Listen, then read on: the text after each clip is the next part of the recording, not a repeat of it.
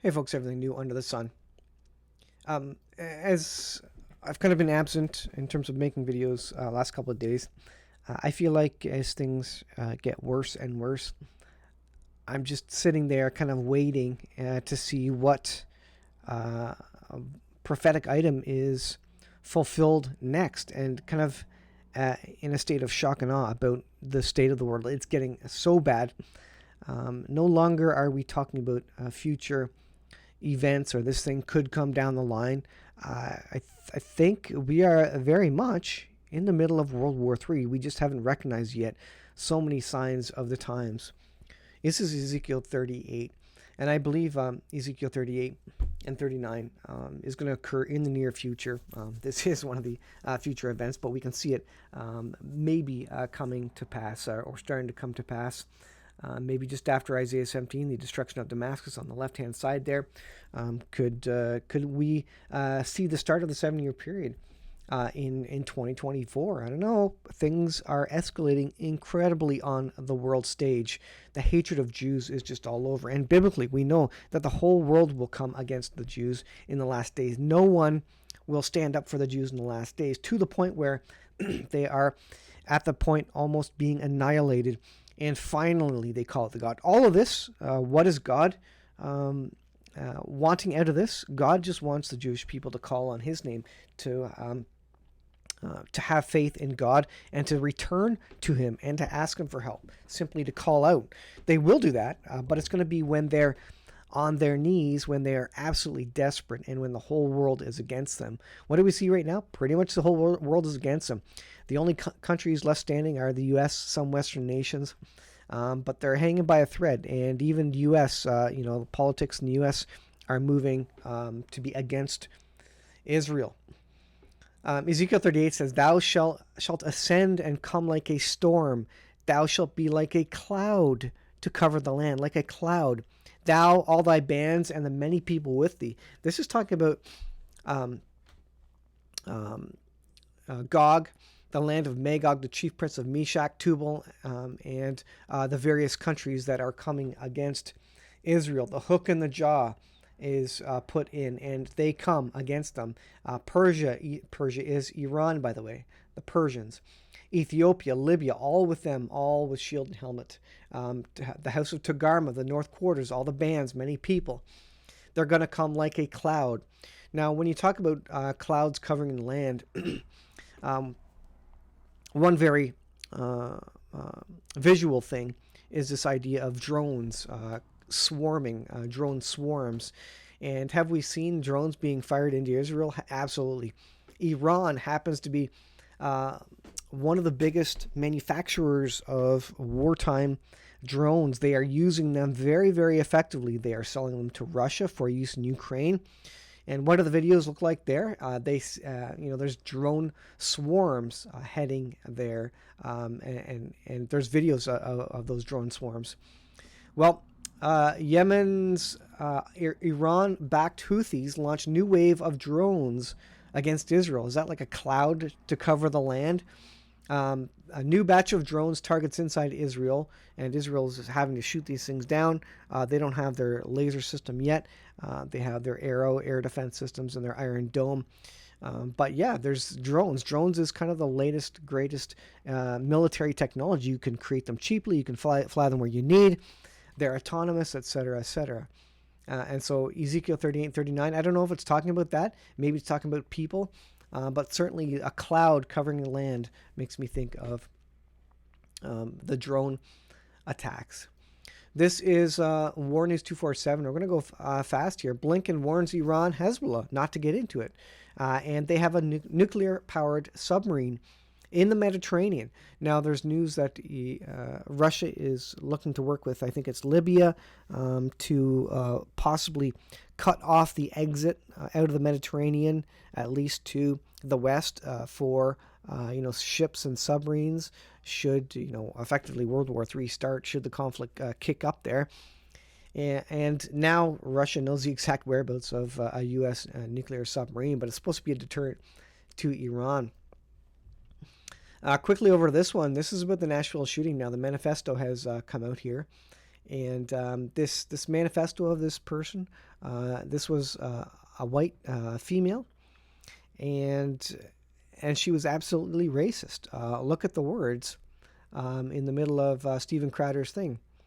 Want to do something to all you little, crackers.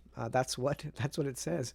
I don't know if YouTube is going to get me for that, but that's what the manifesto of this person said. Now they've been trying to hide this for a while because they want it to be, religious violence or some other thing.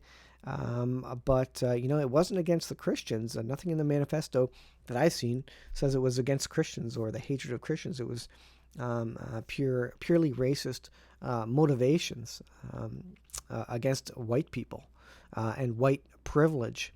You can see here. Well, anyways, you can see if you go to the Zero Hedge, you'll see the article, and there's various derogatory comments about people and who this person was going after. So, light is shed on this subject, and it's not the oppression of, the transgender community, whatever it may be. There was other motives for this particular person. This is economiccollapseblog.com. Why are banking services suddenly disrupted on a massive scale? So a couple days ago, I guess yesterday, there was a lot of trouble with the banking system. Should we be concerned about all the problems that are suddenly erupting at our banks? This is why I say you need to have cash ready. Cash isn't going to last very long in an economic collapse, but it will last for a couple days until hyperinflation starts.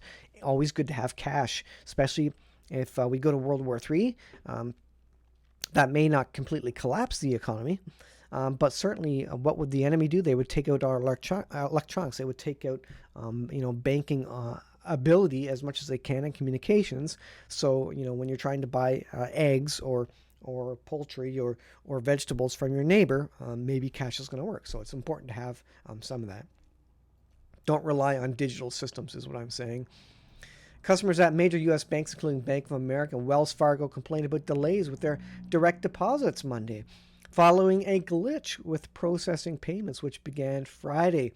Interesting, the timing is interesting that all this is starting to happen as cyber attacks, as Russia-Ukraine war escalates, and Iran and Israel.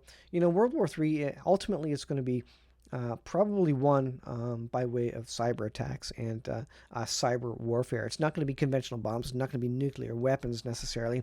It is likely going to be absolute cyber attack and technology-based options, which don't kill people per se, not directly anyways, but bring countries to their knees, since in the West, technology is everything in our day-to-day dealings and society, paying, buying and selling, using our cars, which use computers, using our cell phones for communication of all sorts.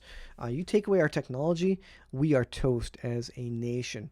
Whereas you talk about countries like Iran, Iraq, even Russia, they still know how to plant gardens. They still know how to live off the land and do these basic things without too much technology. So that's coming. This, as it relates to Israel Palestinian conflict, this happened in California. A 69-year-old Jewish man who was holding an Israeli flag at, apparently near this Palestinian protest, he's dead. This happened in America, folks. This happened in California. A Palestinian protester struck him on the head. He probably had a brain bleed or something. He fell down, hit his head again. He was taken to hospital, and he died later. And he was in support of Israel. So, is this Palestinian protester going to get away with it? I don't know. But it's a hate crime. It is, murder in my books. And this has now come to America. Now, it doesn't look quite the same, but it is happening, folks. The division of the country is incredible. 100 years ago, it was much more. It was more peaceful in a large manner because many of us, still had some Christian faith. We at least all went by the same guidelines. and generally all respected the Bible, even though not everybody followed it. But now, as you get different faiths and different people in with different ideologies and religions, there is no cohesion now in society, and that's going to cause trouble. This has caused trouble in all countries all throughout history, where you get two groups of people. With Israel, the Jews, and the Romans, two distinct people groups and religions, and there was always conflict there. There was no great American melting pot. That's not a thing anymore. People have their own ideas. Let's take a look at this. Ukraine, Russia, Zelensky on NBC, he says, Putin's a terrorist. Let me scroll down here so you can see that headline. Putin's a terrorist. Either U.S. will send money or send their children to fight. And you know what? Children will be coming. The U.S. just hired 800 recruiters. That's not just to spend money or have fun. That's to get more troops into the military because they know World War III is coming. They are leading us to it. No one's talking about peace, by the way. Do you see the United States calling for peace? Not really, folks. Not really. Not in Ukraine, although there's whispers that maybe they're moving in that direction, but it's incredible. This was a Scout missile, and it hit a Russian corvette warship. And apparently this is higher technology than than Ukraine used to have. So they're getting some high technology Scout missiles from France, longer range ones. And is Russia going to take this sitting down? They just had a warship effectively taken out, probably some killing of Russian soldiers. I don't know. First extra atmospheric downing in history. Israel intercepted an Iranian missile in space. Now, this came from the Houthis in Yemen, but it was provided by Iran with an Arrow 3 defensive weapon. And this is being considered the first kind of space warfare that has ever occurred. So this is an interesting escalation, an interesting test of Arrow 3 system. Now countries know what it's capable of. Iran is paying close attention to the capabilities of this, so that when Houthis run out, or when Israel does something with the Houthis, that Iran will know exactly how well Israel's defense systems can navigate these problems and these missiles, and they will have all the information they need to when they do decide to go to war. Just like in Ukraine, where U.S. is monitoring all Russia's technology and seeing what they have to offer. This is what Iran is doing in Israel, poking them on the sides via their proxies to see what are their capabilities, and then when we go to real war with them, we will know what they can do and what they can't do. So there's some trouble in Zelensky's leadership here. Zelensky, if you don't keep quiet, you're next. The right-hand man of Ukrainian National Security Agency is dead. Interesting, right? Is there corruption in Ukraine? There absolutely is. That certainly sounds like there is. And folks, it is falling apart there. And I don't know what's going to turn up.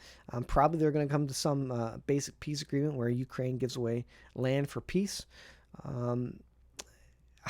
It's a situation that is just incredible to see it occurring. This is an image of an Iskander missile taking out a training facility in Lviv. So this war is, hopping. It is on, and it could escalate at any point. This is, again, back to Israel. And I'm sorry I'm going back and forth, but there's a lot of stuff happening, and I think what it's proof of is that every thing in this world is breaking down. Society is breaking down. We're going to World War III. The economy is breaking down. The health of the nations is breaking down as the blessing of God is pulled back from the nations, and people are turning against Israel in these last days, and that's a very prophetic thing. I don't wish it to happen, but it is happening. The Bible predicted it would happen, and we're seeing that. Israel now has surrounded, apparently, one of the main bunkers where the Hamas leader is, and he is in there. This is as of today from Zero Hedge. IDF's defense minister, Yoav Gallant, issued Tuesday a battlefield update announcing for the first time Israeli troops in the heart of Gaza. He then said Gaza is the largest terrorist base ever built, and further, we are going to destroy Hamas, it says. They're going deeper in there. They've already cut off the south. It says, in the south, the war is moving forward with force Hamas has never seen. Gaza City is surrounded. They're trying to get civilians out. There was a video of that. There's a video on Twitter or X, of clashes, lots of video there. If you have a Twitter account and you want to see that, pay attention to what's going on, and stay on top of the information so you know what the correct information is. And it's incredible. Israel is not perfect in a situation, but I think they are likely doing what they can to limit civilian casualties because they know public opinion is going to sway against them if they don't. That's obvious. So I don't think any of these groups outside of Hamas is happy with killing civilians, because for Hamas, any attention they can get is valuable. But for Israel, certainly any Western country or any civilized nation, any bad publicity is indeed bad publicity and gets the world against them. So if there's no reason for Israel to want to be doing this, or there's no incentive, and so it doesn't make sense that they would be doing that. There's going to be casualties, there's going to be collateral damage, but Israel, I don't believe, is doing that out of intent by any stretch of the imagination. They're going as far as they can, and Hamas is using human shields. They're going as far as they can. That's why they have troops on the ground in Gaza. Look, if it was just terrorists, they would be happy to just bomb from the outside. But they have troops on the ground, and the IDF troops are being killed because they want to limit civilian casualties. I think that's good in terms of Israel. But it doesn't matter what you do. There will be civilian casualties and collateral damage, and the world is going to turn against Israel. And that's what the Bible predicts.